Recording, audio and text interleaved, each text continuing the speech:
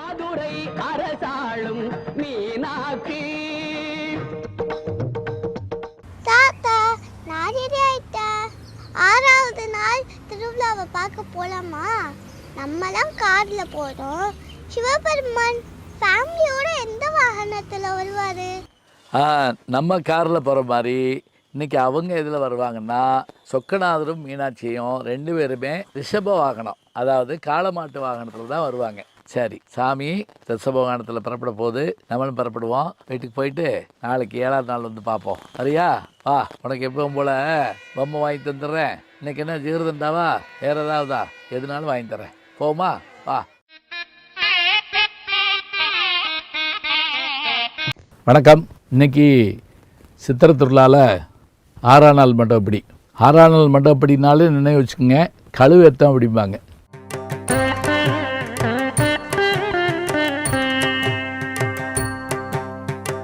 இன்றைக்கு 6ஆம் நாள் மண்டபப்படியை பற்றி குறிப்பிடும்போது சைவ சமய ஸ்தாபித வரலாற்று லீலை அப்படிங்கிறாங்க. என்னங்க ஒரு வரி கூட புரியல அப்படின்னு சொல்லக்கூடாது. சைவம் நமக்கு புரியுது, சைவ சமயம் புரியுது. ஸ்தாபிதம்னா என்ன? நிலைநிறுத்துதல். எப்படி நிலைநிறுத்துகிறாங்க?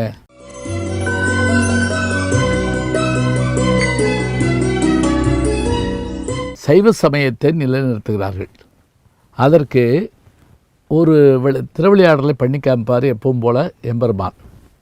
இங்கே இன்றைக்கு என்ன நடக்குது அப்படின்னா, எல்லா சிவன் கோயில்கள்லேயும் திருவிழா நடந்துச்சுன்னா 6ஆம் நாள் மண்டபப்படி கழுவேற்றம் அப்படிம்பாங்க. கழுவேற்றம்ங்கிறது என்ன? இது நடந்ததா இல்லையான்னு நமக்கு தெரியலங்க. ஆனால் 6ஆம் நூற்றாண்டு 7ஆம் நூற்றாண்டு காலங்களில் மதுரை யாருடைய ஆட்சியின் கீழ் இருந்ததென்றால் கூன்பாண்டியனுடைய ஆட்சியின் கீழ் இருந்தது. மதுரை முழுவதும் சமணர்களுடைய ஆளுமைக்கு கீழ் இருந்தது. ஏன், மன்னனே சமணனாகத்தான் இருந்தான். அப்போது 2 பேர் மட்டும்தான் சைவ சமயத்தை தழுவியிருந்தார்கள். அப்படி இருந்தவர்களில் ஒருவர் மங்கையர்க்கரசி, அதாவது கூன்பாண்டியனுடைய மனைவி. சோழ நாட்டு இளவரசியாக இருந்து பாண்டிய நாட்டு அரசியாக மாறியவர். மற்றவர் குலச்சிறையார் என்கின்ற மந்திரி. இப்போது எம்பெருமாட்டியாகிய அந்த மங்கையர்க்கரசியார் மீண்டும் சைவ சமயத்தை இங்கே ஸ்தாபிப்பதற்காக திருஞான சம்பந்தரை திருமறைக்காட்டிலிருந்து அழைத்து வரச் செய்கிறார். குலச்சிறையார் சென்று திருஞான சம்பந்தரை அழைத்து வருகிறார்.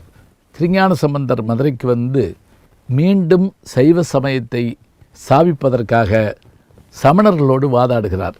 அனல்வாதம் புனல்வாதம்னு சொல்லுவாங்க.